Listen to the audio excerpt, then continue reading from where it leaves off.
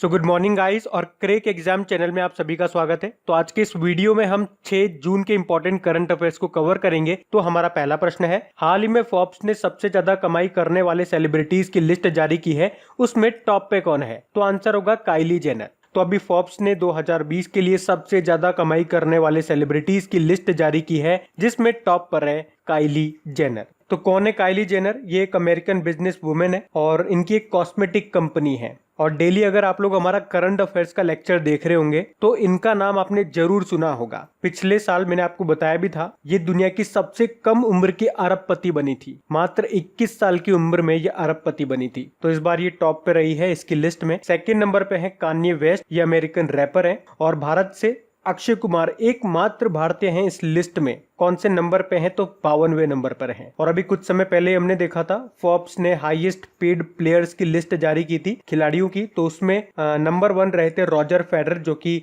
Switzerland के tennis player हैं। और उसमें विराट कोहली टॉप 100 में एकमात्र क्रिकेटर थे। और अगर महिला खिलाड़ियों में बात करेंगे तो फिर टॉप पे कौन थी? नाओमी ओसाका, जापान की टेनिस प्लेयर है। तो वो भी ध्यान रखना बढ़ते आगे। फिर है हाल ही में जारी टाइम्स हायर एजुकेशन की एशिया यूनिवर्सिटी रैंकिंग में भारत में टॉप यूनिवर्सिटी कौन सी रही? तो आंसर होगा IISc बेंगलुरु। तो अभी टाइम्स हायर एजुकेशन ने एशिया यूनिवर्सिटी रैंकिंग जारी की है, जिसमें टॉप 100 में भारत की 8 यूनिवर्सिटीज हैं। और इन 8 यूनिवर्सिटीज के साथ भारत इस रैंकिंग में तीसरा सबसे ज्यादा प्रतिनिधित्व वाला देश रहा। और भारत में टॉप यूनिवर्सिटी कौन सी रही? IISc बेंगलुरु, जो वर्ल्ड में 36 नंबर पर है। और इस लिस्ट में टॉप पे कौन सी यूनिवर्सिटीज है? तो चाइना की एक यूनिवर्सिटी है सिंघुआ यूनिवर्सिटी, टी इसमें साइलेंट होता है, सिंघुआ यूनिवर्सिटी बोलते हैं। बढ़ते आगे। फिर है हाल ही में वर्ल्ड ट्रेड ऑर्गेनाइजेशन में किसे भारत के राजदूत के रूप में नियुक्त किया गया है? तो आंसर होगा ब्रजेंद्र नवनीत को। तो अभी भारत ने ब्रजेंद्र नवनीत को वर्ल्ड ट्रेड ऑर्गेनाइजेशन में भारत का नया राजदूत नियुक्त किया है। एक्चुअली अभी कुछ समय पहले ही इन्होंने PMO में संयुक्त सचिव के रूप में अपना कार्यकाल पूरा कर लिया था। और अब ये WTO में भारतीय राजदूत बन गए हैं। कौन? ब्रजेंद्र नवनीत। इसके अलावा TS तिरुमूर्ति का नाम भी याद रखना, ये इंपॉर्टेंट नाम है। यूनाइटेड नेशन में भारत की स्थायी प्रतिनिधि परमानेंट रिप्रेजेंटेटिव बने थे। और संदीप प्रधान, ये स्पोर्ट्स अथॉरिटी ऑफ इंडिया के अध्यक्ष हैं। और अभी इनका नाम इसलिए न्यूज में था क्योंकि 2 साल का इनका कार्यकाल बढ़ा दिया गया। और दिलीप ओमान की बात करेंगे तो स्टील एसोसिएशन ऑफ इंडिया के नए अध्यक्ष बने हैं ये। बाकी वर्ल्ड ट्रेड ऑर्गेनाइजेशन की बात करेंगे, स्थापना 1995 में हुई है। टोटल मेंबर कंट्रीज इसके 164 हैं। और इसका हेडक्वार्टर है जेनेवा, स्विट्जरलैंड में। बढ़ते आगे। फिर है हाल ही में विश्व पर्यावरण दिवस वर्ल्ड एनवायरनमेंट डे कब मनाया गया? तो आंसर होगा 5 जून को। तो ये तो आप सबको पता होगा, हर साल 5 जून को मनाते हैं हम वर्ल्ड एनवायरनमेंट डे के रूप में। तो ये दिन पर्यावरण संरक्षण और लोगों को प्रकृति के महत्व के बारे में जागरूक करने के लिए इसे मनाया जाता है। अब सबसे इंपॉर्टेंट रहेगी इस बार की थीम क्या रही? इस बार की थीम रही बायोडाइवर्सिटी, हिंदी में बोलेंगे तो जैव विविधता। अच्छा, बायोडाइवर्सिटी से आप कुछ लिंक कर पा रहे हो क्या? मई में एक इंपॉर्टेंट डे हम लोगों ने पढ़ा था, अंतरराष्ट्रीय जैव विविधता दिवस, इंटरनेशनल डे ऑफ बायोडाइवर्सिटी। कब मनाया था? 22 मई को मनाया था। अच्छा, मई की इंपॉर्टेंट डे से याद आया आपको बता दूं, मई की सभी इंपॉर्टेंट डेज का मैंने ऑडियो तैयार कर दिया है। उसमें जो भी इंपॉर्टेंट थीम्स हैं या जिस भी डे को हम लिंक कर करके याद कर सकते हैं, वो सब तरीके से मैंने आपको बताया हुआ है, ताकि आपको चीजें याद रखने में आसानी हो। तो अगर आपने वो ऑडियो नहीं सुना है तो उस ऑडियो को सुन लीजिएगा, उससे आपको बहुत बेनिफिट होगा। ऑडियो का लिंक आपको नीचे डिस्क्रिप्शन में मिल जाएगा या मैं कमेंट बॉक्स में भी दे दूंगा। वैसे आपने खबरी एप्लीकेशन इंस्टॉल कर रखा होगा तो उसका नोटिफिकेशन आपको कल मिल ही गया होगा, लेकिन अगर नहीं कर रखा है तो इस लिंक पे आप जैसे ही क्लिक करेंगे खबरी एप्लीकेशन पे चले जाएंगे, उसको इंस्टॉल कर लीजिएगा और वहां पे सर्च कीजिएगा अपने चैनल का नाम क्रिक एग्जाम। वहां पे आपको सारे ऑडियोज मिल जाएंगे और वहां पे आप फॉलो कर लीजिएगा, ताकि जब भी इंपॉर्टेंट टॉपिक्स पे मैं ऑडियो बनाऊंगा उसका नोटिफिकेशन आपको मिल सकेगा। क्योंकि अब हम जल्द ही टॉपिक वाइज सीरीज स्टार्ट करने वाले हैं। जनवरी से मई तक जो भी इंपॉर्टेंट टॉपिक्स हो गए, अपॉइंटमेंट्स हो गए, स्पोर्ट्स के हो गए, उन सब के ऑडियो मिलेंगे अब आपको। अच्छा, तो इसकी थीम क्या रही? बायोडाइवर्सिटी, ये आपको याद रखना है। इसके अलावा मैं आपको बता दूं कि 2020 में कोलंबिया वर्ल्ड एनवायरनमेंट डे की मेजबानी करेगा, जबकि 2019 में चाइना इसका मेजबान देश था। और इसको पहली बार मनाया गया था विश्व पर्यावरण दिवस को 1974 में, ओनली वन अर्थ के नारे के साथ। अच्छा, हमारे पृथ्वी विज्ञान मंत्री कौन है? डॉक्टर हर्षवर्धन। स्वास्थ्य मंत्री भी हैं ये हमारे। बढ़ते हैं आगे। फिर है हाल ही में किसने एशिया रीजन के लिए कॉमनवेल्थ शॉर्ट स्टोरी प्राइज जीता है? तो आंसर होगा कृतिका पांडे ने। भारतीय लेखिका है ये कृतिका पांडे और इन्होंने ही एशिया रीजन के लिए कॉमनवेल्थ शॉर्ट स्टोरी प्राइज 2020 जीता है। उन्हें उनकी story the great Indian T and snacks के लिए ये पुरस्कार दिया गया है।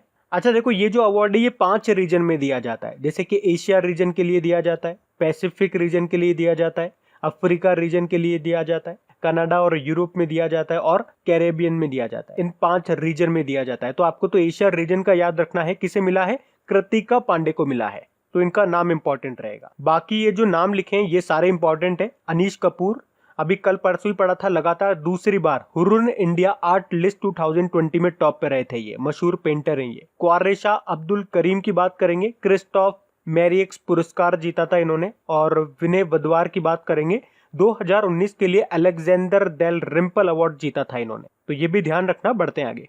फिर है, हाल ही में कौन सा बैंक मोबाइल पर चालू खाता यानी कि करंट अकाउंट खोलने की सुविधा देने वाला पहला बैंक बन गया है? तो आंसर होगा इंडसइंड बैंक। तो अभी इंडसइंड बैंक ने मोबाइल एप्लीकेशन बेस्ड एक नई सर्विस शुरू की है।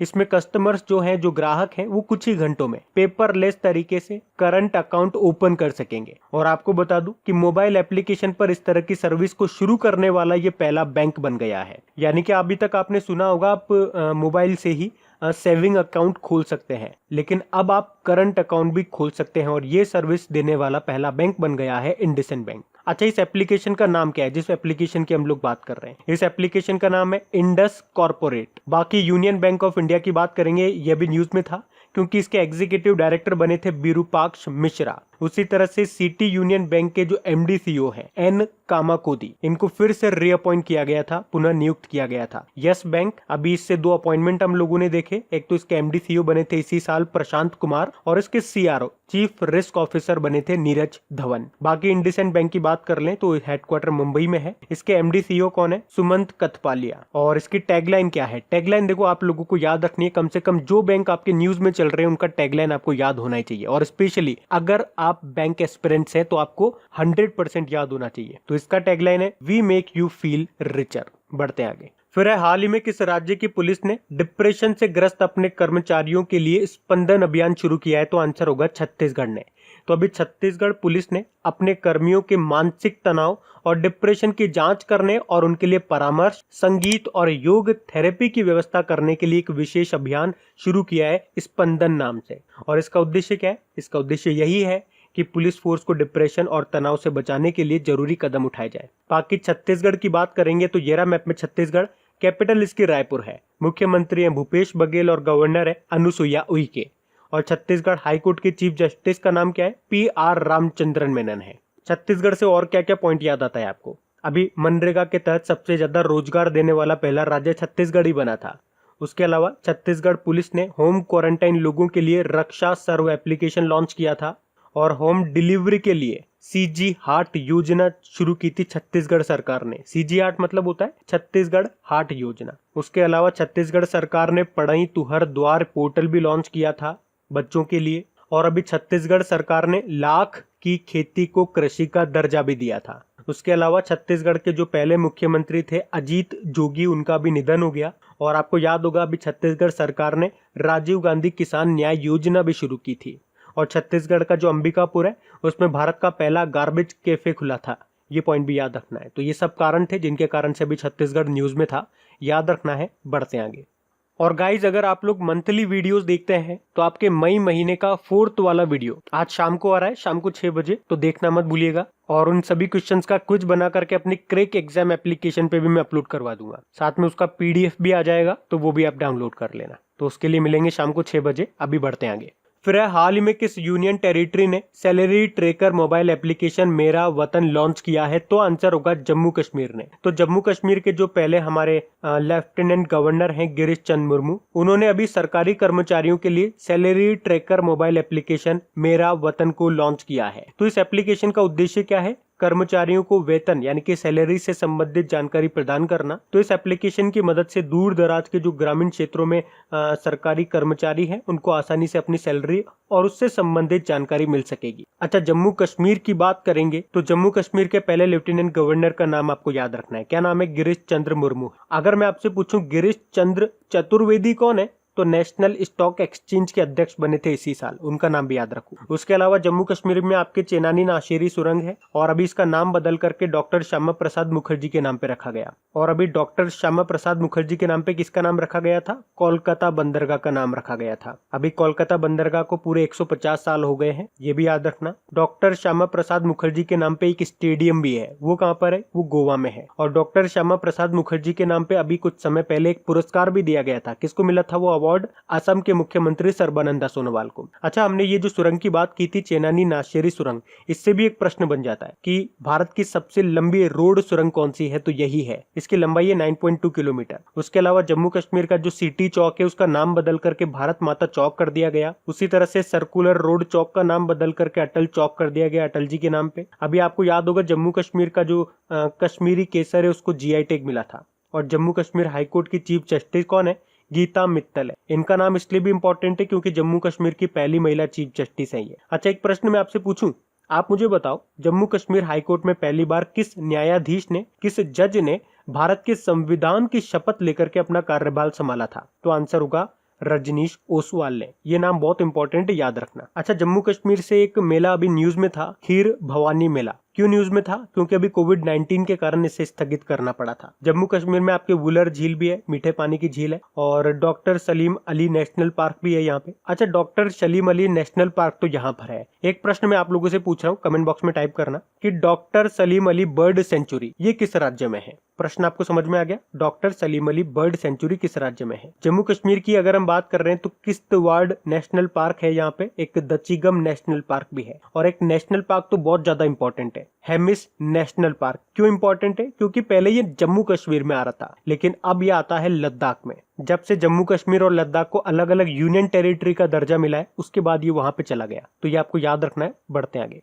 फिर हाल ही में किस देश ने वर्चुअल ग्लोबल वैक्सीन समिट 2020 की मेजबानी की? तो आंसर होगा ब्रिटेन ने। तो अभी हाल ही में वर्चुअल ग्लोबल वैक्सीन समिट 2020 की मेजबानी ब्रिटेन के प्रधानमंत्री बोरिस जॉनसन ने की है। और इस समिट में भारत को रिप्रेजेंट किया है हमारे प्रधानमंत्री नरेंद्र मोदी जी ने। इस समिट में एक्चुअली 50 से ज्यादा देशों ने हिस्सा लिया, और इसी समिट में भारत ने अंतरराष्ट्रीय टीकाकरण सहयोग के लिए $15 मिलियन का योगदान भी दिया है। अच्छा, इसके अलावा एक और पॉइंट आपको यहीं पे बताऊंगा। अभी प्रधानमंत्री नरेंद्र मोदी जी ने ऑस्ट्रेलिया के प्रधानमंत्री स्कॉट मॉरिसन के साथ द्विपक्षीय चर्चा की, और प्रधानमंत्री नरेंद्र मोदी जी की किसी दूसरे देश के नेता के साथ ये पहली वर्चुअल समिट, और इस समिट में दोनों देशों के बीच में 7 करार हुए हैं, यानी कि 7 समझौते पे बात हुई है। तो ये पॉइंट भी आपको याद रखना है। तो इस क्वेश्चन में मैंने आपको 2 इंपॉर्टेंट पॉइंट बताए। अब इस क्वेश्चन में तो बात ब्रिटेन की है, तो ये रहा मैप में ब्रिटेन। कैपिटल क्या है? लंदन है। करेंसी है पॉन्ड स्टर्लिंग, और प्रधानमंत्री है बोरिस जॉनसन। ब्रिटेन के जो प्रिंस है हैरी और उनकी जो वाइफ है मेगन मार्कल, इनकी बायोग्राफी लिखी थी अभी, जिसका नाम था फाइंडिंग फ्रीडम। और किसने लिखा था? ओमिड स्कोबी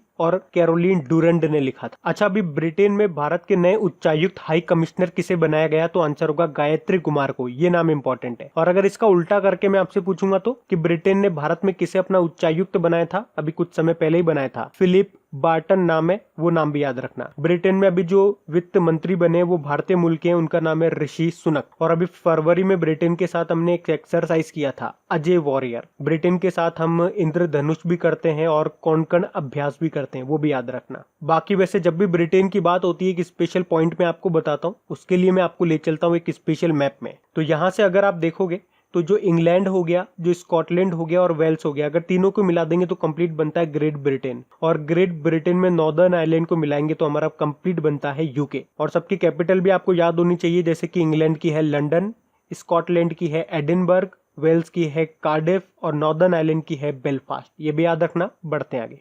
फिर है वर्ल्ड इकोनॉमिक फोरम किस वर्ष में यूनिक ट्विन समिट की मेजबानी करेगा? तो आंसर होगा 2021 में। तो वर्ल्ड इकोनॉमिक फोरम जनवरी 2021 में यूनिक ट्विन समिट की मेजबानी करेगा। ये एक वर्चुअल समिट होगा जो कहां पे होगा? स्विट्जरलैंड के दावोस में होगा। और इसका जो थीम होगा, जो विषय होगा, वो होगा द ग्रेट रीसेट। तो ये भी ध्यान रखना है। बाकी वर्ल्ड इकोनॉमिक फोरम की बात करेंगे तो बहुत सारे इंपॉर्टेंट पॉइंट मैं आपको बताऊंगा इससे। तो वर्ल्ड इकोनॉमिक फोरम की बात करेंगे तो इसके बारे में आप जान लो। इसकी स्थापना 1971 में हुई थी। हेडक्वार्टर इसका कोलोग्नी स्विट्जरलैंड में है और इसके हेड है क्लॉस स्वेब। आपको याद होगा जनवरी में वर्ल्ड इकोनॉमिक फोरम की जो 50वीं बैठक हुई थी, कहां पे हुई थी? स्विट्जरलैंड के दावोस में ही हुई थी। और उसी बैठक में वर्ल्ड इकोनॉमिक फोरम ने ग्लोबल सोशल मोबिलिटी रिपोर्ट 2020 भी जारी की थी, जिसमें भारत 176 नंबर पे रहा था और उसमें टॉप पे रहा था डेनमार्क। और उसी बैठक में वर्ल्ड इकोनॉमिक फोरम ने ग्लोबल टैलेंट कॉम्पिटिटिवनेस इंडेक्स भी जारी किया था, जिसमें भारत 72 नंबर पे था और टॉप पे था स्विट्जरलैंड। और इसके अलावा अभी कुछ समय पहले ही वर्ल्ड इकोनॉमिक फोरम ने ही ग्लोबल एनर्जी ट्रांजिशन इंडेक्स भी जारी किया था, जिसमें भारत 74 नंबर पे था और उसमें टॉप पे था स्वीडन। उसके अलावा वर्ल्ड इकोनॉमिक फोरम अभी और क्यों न्यूज में था, अभी एक अपॉइंटमेंट भी इसने किया था, इसी साल की बात है। वर्ल्ड इकोनॉमिक फोरम्स की आईटी गवर्नर्स कम्युनिटी के चेयरमैन बने कौन? सी विजय कुमार। तो ये भी याद रखना। बढ़ते आगे। फिर हाल ही में विश्व बैंक के कार्यकारी निदेशक के वरिष्ठ सलाहकार के रूप में किसे नियुक्त किया गया है? तो आंसर होगा राजीव टोपनो को। अच्छा, कौन है ये राजीव टोपनो? राजीव टोपनो ये प्रधानमंत्री नरेंद्र मोदी के निजी सचिव है, पर्सनल सेक्रेटरी हैं और अभी इन्हीं को वर्ल्ड बैंक के जो एग्जीक्यूटिव डायरेक्टर हैं उनका सीनियर एडवाइजर नियुक्त किया गया है। इनका कार्यकाल 3 साल के लिए होगा। अच्छा, बाकी उदय कोटक की बात करेंगे। अभी कल ही हमने इनके बारे में पढ़ा था। वैसे तो ये कोटक महिंद्रा बैंक के एमडी सीईओ हैं, लेकिन अभी इन्हें CII का अध्यक्ष बनाया गया है। CII मतलब कॉन्फेडरेशन ऑफ इंडियन इंडस्ट्री। और CII के उपाध्यक्ष कौन बने? उनका नाम भी याद रखो, संजीव बजाज बने हैं। ये दोनों नाम इंपॉर्टेंट है। बाकी कृष्णेंदु मजूमदार बाफ्ता के नए अध्यक्ष बने हैं और SN Rajeshwari oriental insurance company के CMD बने थे। वर्ल्ड बैंक की यहाँ पे बात हुई है तो वर्ल्ड बैंक के बारे में जान लो। स्थापना 1944 में हुई, वॉशिंगटन DC में हेडक्वार्टर है और इसके अध्यक्ष हैं डेविड मालपास। और इसकी MD CFO कौन है? वो भारतीय मूल की है, अंशुला कांत। इसके अलावा अभी वर्ल्ड बैंक की नई चीफ एग्जीक्यूटिव बनी थी कौन? Carmen Reinhart. उसके अलावा वर्ल्ड बैंक ने वाइस प्रेसिडेंट ऑफ इंटीग्रिटी के रूप में मोहम्मदो डाइगन को नियुक्त किया था। तो इन सब कारण से अभी वर्ल्ड बैंक भी न्यूज में था, तो ये भी याद रखना। बढ़ते आगे। फिर हाल ही में national basketball association hall of fame वेस अनसेल्ड का निधन हो गया। ये किस देश के थे? तो आंसर होगा अमेरिका से। अच्छा, बास्केटबॉल से कुछ याद आता होगा, अभी जनवरी की बात है, बास्केटबॉल प्लेयर कोबे ब्रायंट का भी निधन हो गया था हेलीकॉप्टर एक्सीडेंट में इनकी बेटी के साथ। ये भी USA के थे। अच्छा, अभी बसु चटर्जी का भी निधन हो गया। ये फिल्म निर्माता थे, फिल्में बनाते थे। और बॉलीवुड के मशहूर गीतकार अनवर सागर का भी अभी निधन हो गया। 80-90 के दशक में काफी सारे इन्होंने गाने लिखे हैं। तो अब बात करेंगे कल के वीडियो में पूछे गए प्रश्न के उत्तर की। तो कल के वीडियो में आपसे पूछा गया था किसने लगातार दूसरी बार हुरुन इंडिया आर्ट लिस्ट 2020 में टॉप किया? तो आंसर होगा ऑप्शन सी, अनीश कपूर ने। आप सभी ने प्रश्न का बिल्कुल सही उत्तर दिया है। और गाइज, अगर वीडियो को अभी तक आपने लाइक और शेयर नहीं किया है तो प्लीज इस वीडियो को एक लाइक जरूर दीजिएगा और अपने दोस्तों के साथ में, या अगर आपका कोई स्टडी ग्रुप हो तो प्लीज इस वीडियो को एक बार शेयर जरूर कर देना। तो गाइज, इन सभी क्वेश्चंस का क्विज बना करके मैंने एप्लीकेशन पे अपलोड कर दिया है। तो अगर आपने वीडियो बिल्कुल ध्यान से देख लिया है तो वहां जाइए और इन सभी क्वेश्चंस का आप प्रैक्टिस लगा लीजिए, ताकि ये सारे क्वेश्चंस आपको अच्छी तरीके से याद हो जाए। और जो नए स्टूडेंट इससे पहली बार देख रहे हैं, आपको बता दूं कि क्विज में अब रैंकिंग फीचर भी ऐड हो चुका है। तो अगर आप कम समय में ज्यादा से ज्यादा क्वेश्चन राइट करते हो तो आपका नाम आपके फोटो के साथ टॉप 10 स्टूडेंट्स में आपको दिखाई देगा। आपको ही नहीं, जितने भी लोग क्विज लगाएंगे उन सबको दिखाई देगा कुछ इस तरीके से, ताकि आपको भी एक अंदर से मोटिवेशन मिल सके कि आपको भी यहां तक पहुंचना है, ताकि सब लोग आपको टॉप 10 में देख सकें। और वैसे भी आप तो आपके इन करंट अफेयर्स का रिवीजन करवाने के लिए मैं इसका ऑडियो भी तैयार कर रहा हूं। तो दिन में 4 से 5 मिनट निकाल करके वो आप ऑडियो सुन लीजिए, ताकि आपका इन करंट अफेयर्स का फिर से रिवीजन हो जाए। क्योंकि आपको पता है चीजों को पढ़ना इंपॉर्टेंट है, लेकिन समय समय पर उनका रिवीजन करना बहुत ज्यादा जरूरी है। रिवीजन नहीं करोगे तो वो सारी चीजें आप भूल जाओगे। तो आप ही के लिए मैं इसका रिवीजन ऑडियो तैयार कर रहा हूँ। तो उस ऑडियो का लिंक मैंने नीचे डिस्क्रिप्शन में दे दिया है, वहां जाकर के आप मुझे फॉलो कर लीजिए। और फॉलो करने के बाद में पास में जो बेल आइकन आएगा आप उसे जरूर दबा लेना, ताकि जब भी मैं ऑडियो अपलोड करूं उसका नोटिफिकेशन आपको मिल सके। और एप्लीकेशन अगर अभी तक आपने डाउनलोड नहीं किए तो उसका लिंक भी आपको नीचे मिल जाएगा। वहीं पे आपको क्विज, वीडियो, PDF सब मिल जाएंगे। तो इस प्रश्न का उत्तर आता है तो कमेंट बॉक्स में जरूर टाइप करिए। चलिए अब मिलते हैं करंट अफेयर्स के रिवीजन वीडियो में। Thank you guys.